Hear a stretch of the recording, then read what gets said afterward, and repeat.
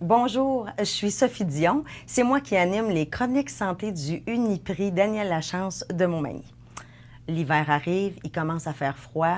Avec ça, il arrive plein de petits virus. Le rhume, la grippe, la gastro. On va aller jaser avec Daniel Lachance, pharmacien propriétaire du Uniprix de Montmagny. Il va nous démêler dans tout ça.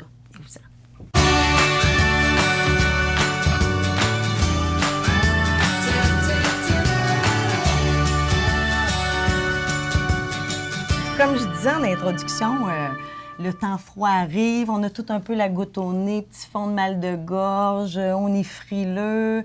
C'est quoi la différence entre la grippe et le rhume? La question que tout le monde se pose. Ben oui, pas mal de monde se la pose, puis peu de gens la différencient les deux. En fait, souvent, les gens disent « j'ai la grippe », mais dans le fond, ils ont le rhume.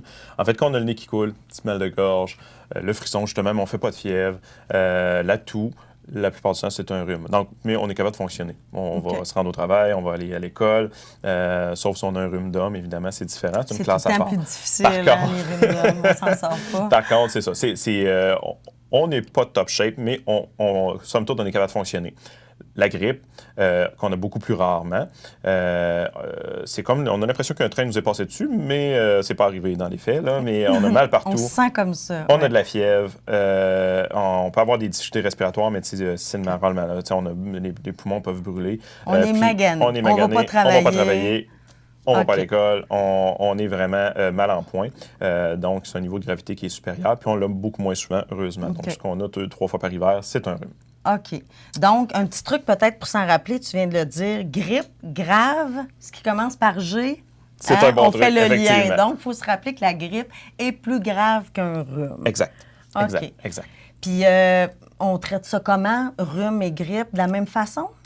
Bien, pas tout à fait.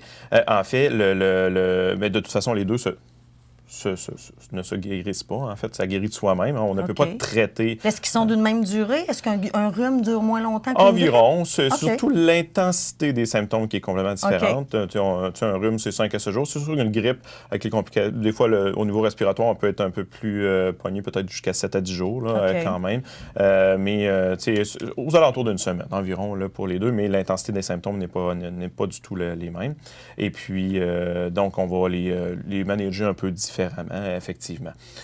Donc, pour ce qui est du rhume, souvent, le nez qui coule, on peut traiter l'écoulement nasal. On va y aller par symptômes. Hein. Souvent, il y a beaucoup de marketing, il y a beaucoup de produits disponibles, beaucoup de formules complètes ou qui se disent miraculeuses pour traiter tous les symptômes. Cependant, souvent, moi, je vais y aller par symptômes avec les patients parce que... Aller pointer, exactement. Il est où le malaise, souvent, les formules complètes, on a 3-4 médicaments, des fois 5, des médicaments qu'on prend pour rien, quand souvent, c'est 1 ou 2 symptômes qui vont nous incommoder.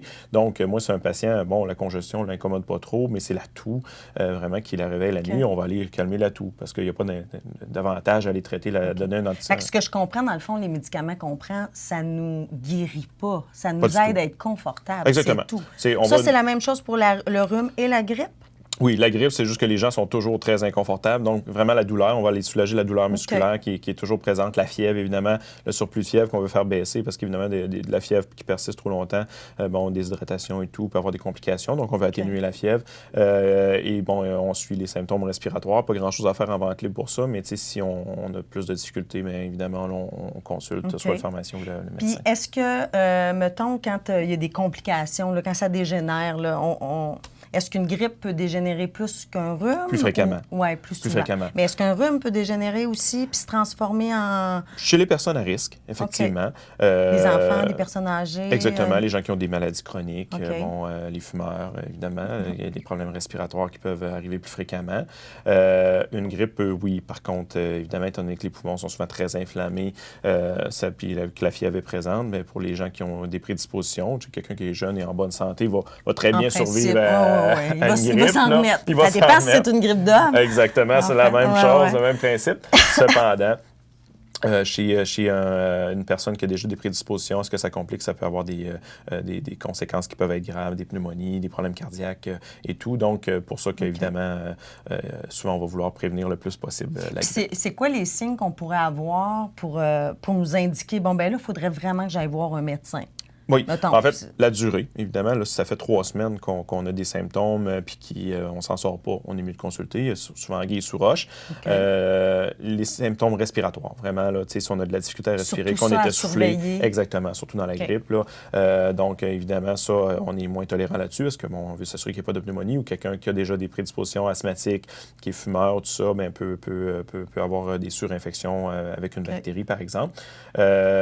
Évidemment, aussi, une fièvre qui persiste au-delà de 3-4 jours, là, à un moment donné, c'est pas normal. Là. Souvent, la fièvre va durer 48-72 heures. Normalement, au-delà de ça, c'est pas... Au-delà de ça, c'est qu'on peut suspecter okay. une infection aussi bactérienne. Là. Donc, on est mieux de consulter à ce moment-là. Mais de toute façon, quand les gens sont peut-être inquiets de leurs symptômes, juste téléphoner à la pharmacie ou venir, on va... Oui, c'est ça, hein, parce qu'avant, là, premièrement, quand on est malade, on n'a pas envie d'aller perdre 6 heures dans une urgence, puis on bloque la place.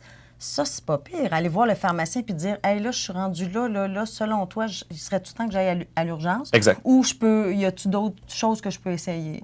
Bien, oui, effectivement, c'est le premier réflexe à avoir, parce que d'un, on est super disponible, on est ouvert plusieurs heures par semaine, le soir, les fins de semaine. Puis, dans le fond, on sait notre rôle qu'on a. Nous, on va être capable d'identifier les signaux d'alarme qui nous poussent à aller vous faire consulter immédiatement.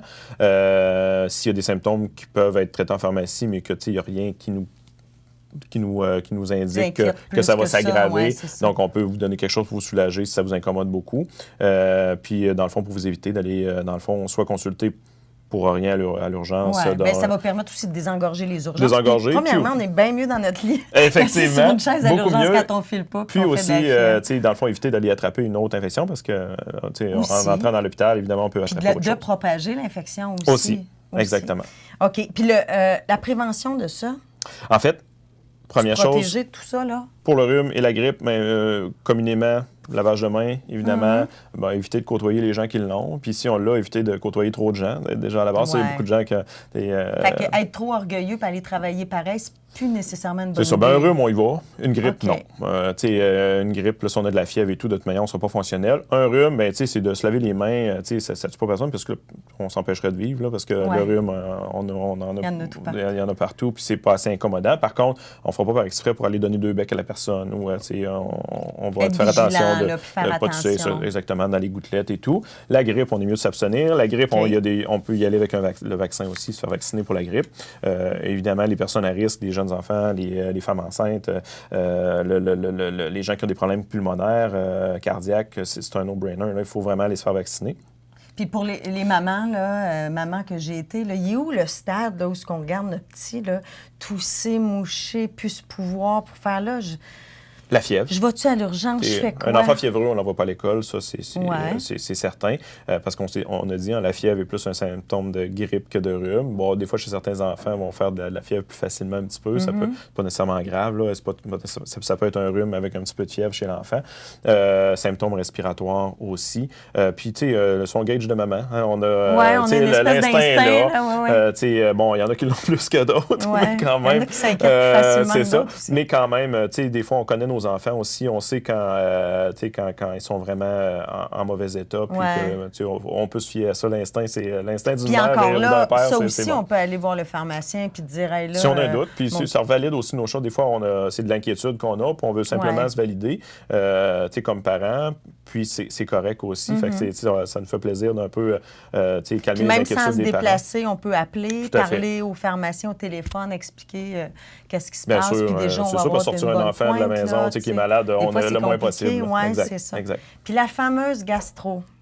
Oui. Ça aussi, c'est un... Oh, avant qu'on passe à la gastro, là, grippe, rhume, puis gastro aussi, là, on dirait que ça arrive tout le temps quand il fait froid. Bien, c'est vrai que c'est plus fréquent l'hiver. Pour le rhume et la grippe, mais pourquoi? Il y a des cycles de virus. Hein, les virus, c'est cyclique. Le rhume, la grippe, ça part en Afrique puis en Asie où il fait chaud, ils ont des rhumes puis des grippes pareilles. Là, fait que c'est pas relié au froid nécessairement. Mais le cycle fait que ça arrive ici plus vers l'hiver. Ça voyage dans le monde. Ça arrive plus ici vers l'automne, l'hiver, principalement au niveau de la grippe. Okay. La gastro, bien évidemment, ça juste dire le mot, ça fait peur. Mais l'hiver, on est cloîtré dans nos maisons. On est dans les pays nordiques. On est vraiment à l'intérieur. Ça se propage de personne à personne. C'est extrêmement contagieux, hein, la gastro. Et puis, il y a beaucoup de rassemblements familiaux l'hiver, hein, les fêtes et tout. Donc, le fait qu'on soit plus dans nos maisons, beaucoup de rassemblements, bon, on se la passe pas mal. Puis une fois qu'une gastro entre, et c'est tellement contagieux, une fois qu'une gastro entre dans un établissement, une résidence de personnes âgées, une maison, tout ça. Là, c'est sans écoute, fin, si ça touche pas quelqu'un dans la famille, ben écoutez, on allume des lampions. Oui, puis après ça, c'est exponentiel. Là, ça se ramifie, puis ça contamine tout partout autour. Oui, c'est très, très Puis justement, la gastro, elle, on la traite comment? En fait, ça aussi, c'est un virus, donc ça fait son temps. Souvent, c'est pas très long, mais c'est très intense. Oui. Puis plus on vieillit, on dirait plus intense. Hein? En vieillissant, il me semble, tu sais, quand on est enfant ou même avoir nos enfants, là, ça vomit tout seul de même, puis c'est correct. Oui. En vieillissant, les adultes, ça dure plus. De manière, puis le système digestif est plus long à se remettre. C'est sûr que les enfants, des fois, à 24 heures, puis eux autres, tout va bien. Réglé, là, mais puis il y a différents types de virus aussi qui causent la gastro. Je sais qu'il y a un vaccin qui existe pour le rotavirus, qui est le virus le pire de la gastro. Là, pour les enfants en jeune âge, là, il y a le vaccin pour le rotavirus. Mais il y a différents types de virus. Donc ça aussi, ça peut influer sur l'intensité de la gastro qu'on va avoir. Mais aussi, certaines personnes vont être plus sensibles, plus fragiles à ça. Mais effectivement, chez les adultes, on prend un petit peu plus de temps à s'en remettre. Gastro, là, tu sais, souvent, on se déshydrate. Comment se remettre d'une gastro? Parce que quand, tu sais, t'as beau prendre ou t'essayes de prendre quelque chose pour te ramener, mais tout ressort continuellement. Oui, mais le premier 24-48 heures, il faut survivre à la tempête, puis il n'y a pas grand... le premier 24 heures est très intense, beaucoup de vomissements souvent, puis aussitôt qu'on rentre un petit quelque chose, ça ressort. Même de l'eau, il y a donc rien là, qui cette période-là, c'est reste. des suppositoires de Gravol qu'on peut suggérer, bien évidemment, toujours en demandant au pharmacien. De toute manière, c'est en encore arrière là, du comptoir. suppositoire de Gravol, si on a des problèmes de là, diarrhée. souvent, la diarrhée vient un petit peu juste après. Fait que la période intense, souvent, ça commence souvent, pas toujours dans tous les cas, mais souvent, ça commence par les vomissements. Donc, on peut essayer de soulager la nausée avec le Gravol, mais évidemment, souvent, ça descend un petit peu plus bas, puis les deux peuvent se côtoyer. Oui, c'est ça. Fait que là, quand tu peux rien garder ni d'un bord ni de l'autre, c'est ça. Mais là, c'est ça, il faut surveiller. Puis c'est la déshydratation. C'est les signes de déshydratation qu'il faut surveiller, ce qui peut amener des complications, mais aussi ce qui nous magane le plus. Donc, si on n'est pas capable de se réhydrater du tout, ni d'aucune façon que ce soit, puis qu'on a on n'urine plus du tout, pour les bébés, les couches, et plus de pipi, tout ça, plus de larmes, on surveille. Les joues creusent un petit peu, les fontanelles qui peuvent creuser aussi. Les enfants, c'est ça, les enfants, c'est ça, c'est difficile, mais quand on a un doute, puis de pipi, tout ça, on est mieux de les consulter parce que des fois, ils vont réhydrater les enfants. C'est quoi la meilleure façon de recommencer l'hydratation du corps pour un après adulte une ou les jeunes enfants qui sont en bonne santé puis qui n'ont pas de signe de déshydratation sévère, souvent, il y a des formulations pharmaceutiques qui se vendent, le hydralite, gastrolyte, pédialyte, là, dans le fond, qui sont des formules avec une bonne concentration de sel et de sucre, dans le fond, pour être mieux absorbé puis que ça ne passe pas tout droit. Donc, à la limite, le Gatorade peut faire. C'est pas le mieux, mais tu sais, des fois, si on est... mal pris, c'est une bonne solution. C'est une bonne solution. Okay. On a toujours une petite solution maison qu'on peut faire un petit mélange de jus d'orange, d'eau avec un peu de sel, qui peut faire qu'on peut donner la recette à la pharmacie aussi, là, si vous appelez. Si on peut pas sortir puis qu'on n'a pas ce qu'il faut à la maison, là, parce que des fois, quand on est seul à la maison, on a la gastro, on vous conseille pas d'aller à la pharmacie aller chercher les choses. Des fois, si on est capable de vous dépanner... Souvent, on n'est pas capable de faire des grosses distances. C'est plate à dire, mais c'est comme ça. Donc, c'est ça. Donc, puis c'est toujours des petites quantités fréquentes et non pas des grandes quantités parce qu'on ne veut pas que ça passe tout. Donc, c'est vraiment une petite gorgée. On se réhydrate tranquillement. Parce que si on prend des trop grosses quantités, soit que ça ressort ou ça va passer d'eau à l'autre bout. Là. Donc, c'est ça pour le reste. On peut prendre du Tylenol s'il y a de la fièvre, si on est capable de le garder aussi. Et pour la douleur, parce que des fois, on vient raquer de vomir. Oui, c'est ça. Ça devient... Fait que finalement, on peut aller voir le pharmacien dans tous ces cas-là. On peut aller voir le pharmacien. Il va nous conseiller, il va nous diriger si on a besoin d'aller voir un médecin, nous donner des trucs pour se remettre sur le piton ou nous conseiller quoi prendre, qu'est-ce qui va être effectivement, le mieux. dans tous ces cas-là, parce qu'il y a beaucoup d'informations, puis des fois, on a des doutes, on ne sait pas trop. Puis, nous autres, ça nous fait plaisir que ce soit par téléphone, présenter à la pharmacie, mais on va soit vous rassurer, vous soulager avec quelque chose si ça se prête à la situation, vous diriger vers le médecin si on pense que c'est la solution. Donc, c'est vraiment, on va être là pour un petit peu vous diriger là-dedans, puis que vous retourniez à la maison pour au moins survivre cette portion-là, vous soulager. Donc, effectivement, je pense que c'est le meilleur réflexe. Dans le fond, on est souvent disponible, puis c'est super facile de nous consulter. Fait que quand vous avez un doute ou que vous n'êtes pas sûr, venez à la pharmacie ou appelez, puis on va vous diriger. Donc, c'est ça. Je pense que c'est la chose à faire. Votre petit dicton que je t'ai entendu dire souvent, c'est « Votre santé, notre passion ». Mais tu nous le partages bien. Merci beaucoup. Tu viens de nous démêler dans tous ces petits virus-là qu'on ne sait jamais comment comment s'en remettre, comment évaluer ça. Merci pour tes conseils. Ça fait plaisir. Je te souhaite une bonne fin de journée. À toi aussi. Bye. Merci. Merci d'avoir été avec nous. Si vous avez manqué les judicieux conseils de notre pharmacien, Daniel Lachance, si vous voulez survivre à la grippe ou au rhume ou à la gastro, vous pouvez réécouter notre capsule, soit sur le site Internet de CEMA TV ou sur la page Facebook de CEMA TV ou de la pharmacie Uniprix Daniel Lachance de Montmagny. Merci d'avoir été avec nous. On se revoit pour une prochaine capsule.